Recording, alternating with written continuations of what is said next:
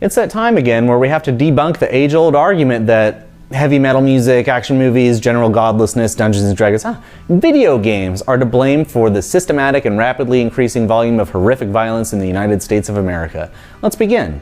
In science, which is something that I hope at least the majority of us believe in, you form a hypothesis to explain an event and then test it against the available evidence to see if your logic is sound. And if it's not, the hypothesis fails and you discard it and form another one to attempt to explain what's happening. The hypothesis being put forward by several politicians, including President Trump, is that video games, in concert with mental health issues, are key contributing factors to the recent rise in mass shooting incidents in the United States. Specifically with regard to the shootings in Gilroy, California, Dayton, Ohio, and El Paso, Texas, that collectively claimed 34 lives and left 66 more wounded in the span of less than a week. But even a cursory glance at the rest of the world disproves this hypothesis so quickly and obviously that it's hard to believe that it was even suggested with sincerity. Now, even if you're skeptical of the established science that says that the world is round, that there's absolutely no clear connection between games and violence, the United States does not exist in a vacuum. This means that we can look at similar countries with similar cultures and gaming habits to see if this hypothesis bears out. If games were, in fact, the root cause of America's epidemic of mass shootings, then logically, they would have the same effect on any country where those same games are played, which is nearly everywhere. Spoilers, they don't. And America's frequency of mass shootings is unique in the world. This effectively rules out games as the cause. Don't believe me?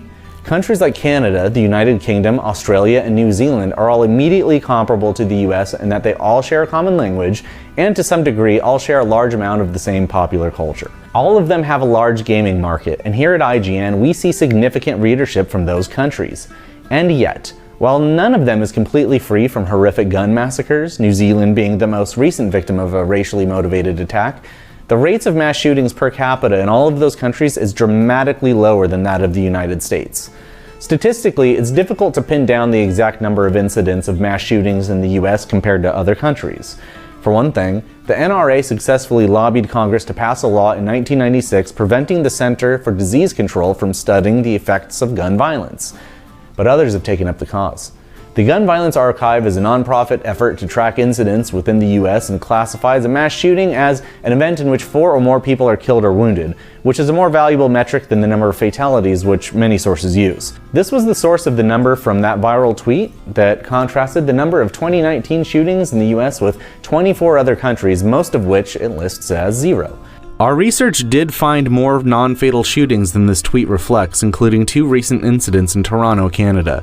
But even adjusting for that, it's a drop in the bucket next to the US's staggering total. Though it's difficult to verify that with comparable stats for countries such as Switzerland or Italy, the mere fact that few detailed statistics have been compiled indicates a much lower rate than the US. Beyond English-speaking countries, we can look at others in Europe and Asia, none of which show the same pattern of mass shootings, most notably Japan, which is widely known as one of, if not the singular, most gaming-friendly cultures in the world, and has effectively 0 mass shootings in a country of 128 million people.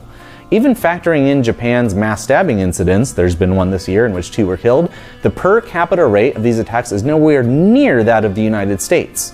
Mental health is another off-sided element in the plague of shootings and is a severe and worsening problem, but again, America is not alone in this area in the slightest. Without evidence to suggest that Americans suffer disorders that might lead to violent acts at a significantly higher rate than their counterparts in other nations, there's no basis at all to suggest that the combination of mental health and video games is the cause of mass shootings. For these reasons and others, this hypothesis simply doesn't stand up to scrutiny, and is clearly an attempt at scapegoating video games for the problem when there are far more obvious culprits. Specifically, absurdly lax gun laws that make access to extremely deadly weapons, complete with high-capacity magazines and other dubiously legal accessories and modifications depending on where in the US you live, even for those with a history of red flag raising, often publicly displayed disturbing behavior.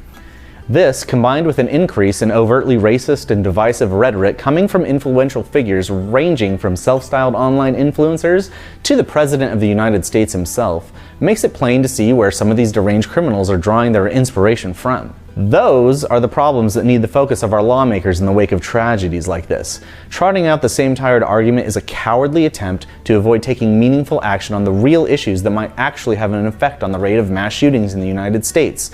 And the fact that we're even wasting our effort here talking about this now is probably the point. Distract and deflect. I'm sorry we had to go through this again, and I'm even more sorry that this probably won't be the last time.